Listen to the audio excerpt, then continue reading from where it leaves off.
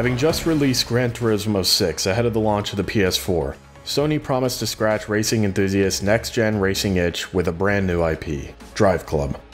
After a year-long delay, Sony left racing fans squirming and scratching like crack addicts. The smell of scorched rubber and gasoline was gently wafted into the living rooms of PS4 owners everywhere. Has the year of tinkering made DriveClub a perfectly tuned machine, or will PS4-owning clutch pushers find themselves scratching themselves to the bone while awaiting the next opportunity to carve up a few racetracks? Kicking off with a simple tutorial, DriveClub does little to immerse the player into its world. There is no setup, not even a slightest hint of narrative or context for your behind-the-wheel shenanigans. Entirely devoid of set dressing, DriveClub offers no-nonsense racing. Unfortunately, it also lacks personality and charisma.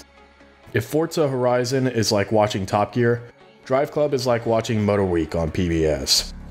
Creating or joining a club is a must from the get-go, but with the lack of design options, there's little left for individualism, further reinforcing the lack of personality or character.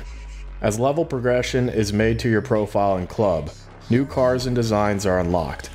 All the pre-made designs are passable but disappointing when compared to Forza or Midnight Club's customization options. Having to unlock cars and customization options feels like a cheap way to make players feel like they are making progress. Having only 5 design layers is also a bit of a joke when games like Battlefield and Call of Duty have more design options. When you're not fixating on missing options or personalization, DriveClub showcases some spiffy visuals. Without licensed tracks, DriveClub takes its inspiration from some of the world's most scenic areas. It's certainly much easier on the eyes than racing around the newest iteration of Laguna Seca. Local flora and fauna are cut by ribbons of asphalt, and the lighting is always appropriately moody. The cars are composed of a high polygon count replicating every detail of the exterior and interior of the game's exotic machines. Unlike other racing titles, DriveClub's soundtrack isn't made up of licensed tracks.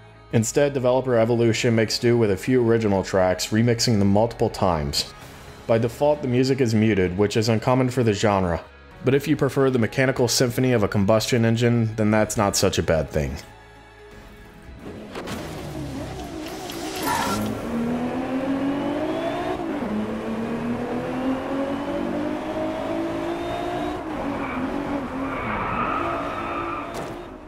While DriveClub has never advertised itself as a sim racer, you would be forgiven for assuming so with its stable of exotic cars and no-frills approach to the genre.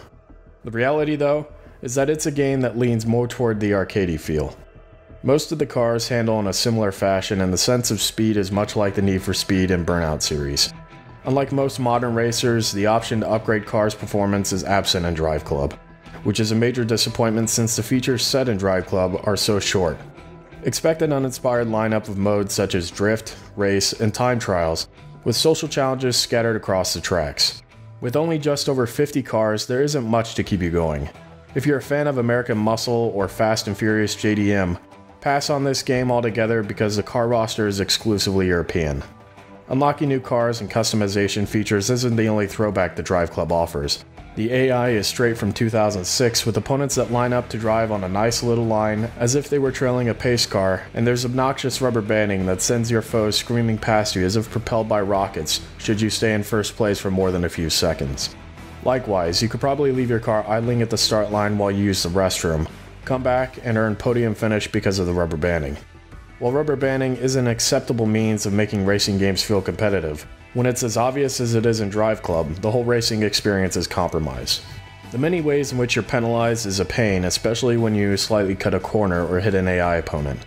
The inability to rewind like other racing titles is welcome, but with such nuances ensuring that late game races become an exercise in tedium, you almost wish you could just hit rewind. While you might be tempted to ditch the AI and head online to trade paint with humans, that remains impossible.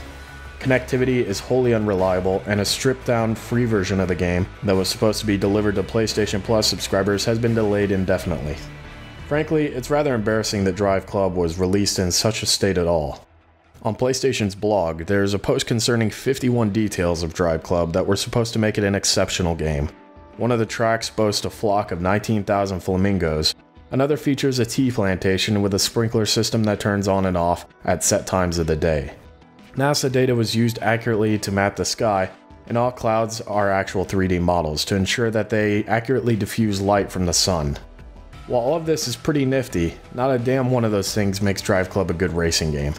With its lean car selection, lack of customization options, soulless single-player experience, and outdated AI, it might have been best if the team at Evolution used their year-long delay to turn DriveClub into a safari simulator with its elaborate weather and lighting systems, and dedication to accurate replica of local flora and wildlife.